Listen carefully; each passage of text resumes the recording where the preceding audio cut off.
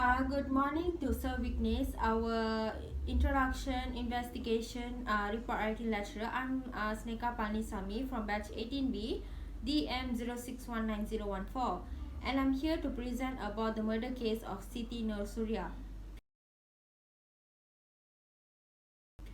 The first question is field notes. On 1st November 2020, Siti Nurliana, 15 years old, which is victim's sister, went back home walking, which located in Kampung Lubik Batu, Temulong, after waited for her sister Siti Nur Surya, who did not come, to pick her up. Siti Nurliana was terrified after she saw her sister Siti Surya victim was embedded in the living room of her home in a state of blood and with breaks. She ran out and contacted her father Ismail Muda and her brother Faris Akram, and as they reached home they was also terrified, fear and sad. Then they did a police report, and as soon as the investigator came and investigate, they thought it was a robbery case when it comes to kill, and there was a lost item such as mobile phone, cash and makeup. Then everything began to change when they found out the CCTV footage from the building near Birds, near Surya's home. Um, and found out a AX5 motor came out and went to Surya's home at around 9 a.m.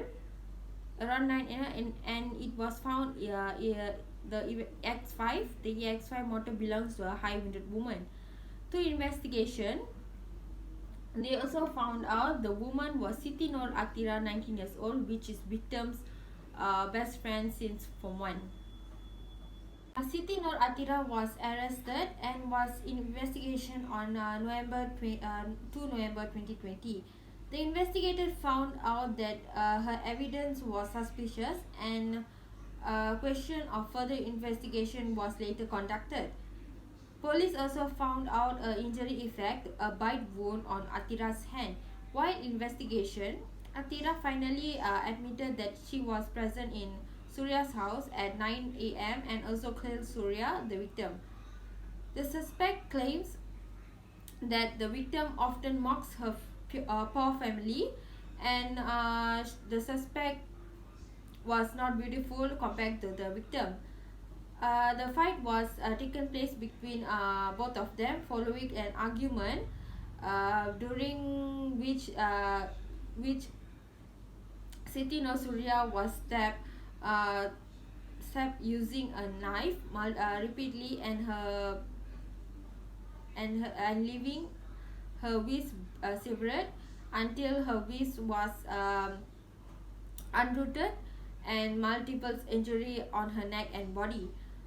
The Siti Nur Atira was arrested based on evidence on the crime scene and CCTV footage. The police also found the victim's belongings in possession of suspect, including cash, phone and makeup. The knife that used to stab the victim was found by the roadside of Temulong Highway. Police forensic team also collected blood sample and fingerprints from the crime scene, and found some hair sample in the victim's grapes.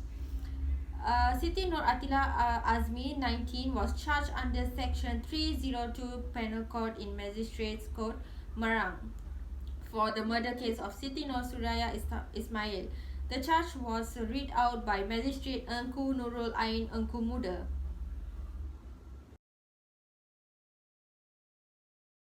Question 2. Evidence.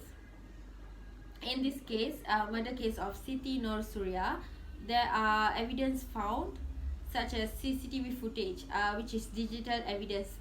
Okay, digital evidence or electronic evidence is any probative information stored or transmitted in digital form that a party in court case may use as a trial. And the second one is Atira evidence was found suspicious and injury bite. Example, the police found an injury bite on Atira's hand during the investigation. The third one is the victim lost item was belongings to the victim. Lost item which is belongings to the victim was found in a position of the suspect, such as mobile phone, makeup, and cash, RM200. The fourth one is the knife, which is physical evidence. Physical evidence is any object or item that existence established that has been committed that crime has been committed. The fifth one is forensic collect blood sample, and which is biological evidence. Biological evidence refers to sample of biological material such as DNA. The last evidence was hair sample. The forensic department also found hair sample, which is genetic evidence. Genetic evidence estimate number of human ancestors.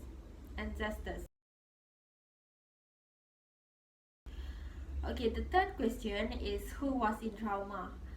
Siti Nurliana Shuhada, victim's sister, was also in trauma because she was the one who first saw her sister in a state of blood and her whisk breaks. The second one is her father, Ismail Muda, victim's father, Ismail Muda, because he didn't expect that one of her daughter's best friend, she is from one who killed her daughter in such a terrifying way.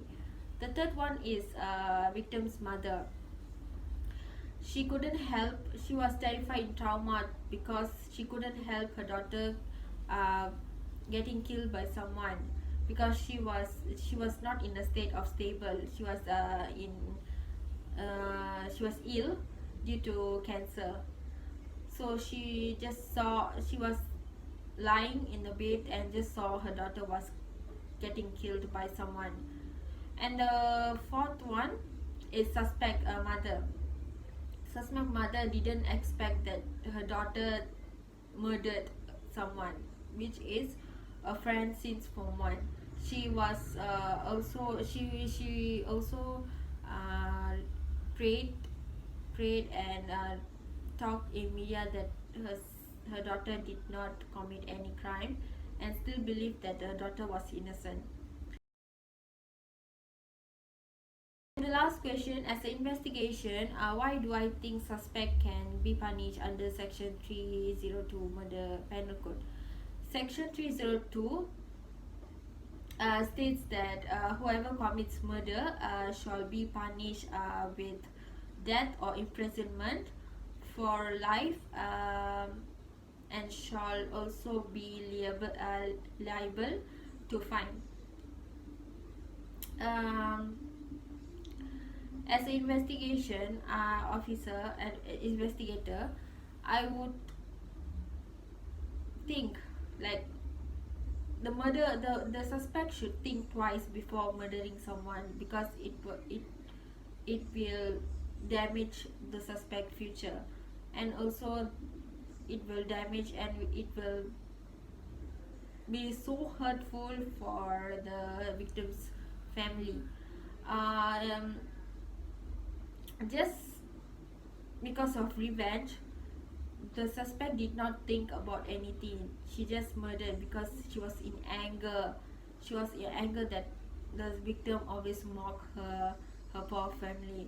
But she did not think like how could terribly affect her future life when she commit a crime. And I would give this punishment to the murder, because I would like to teach the younger generation to not commit crime in any situation, because it will definitely destroy the future of them. That's all. Thank you.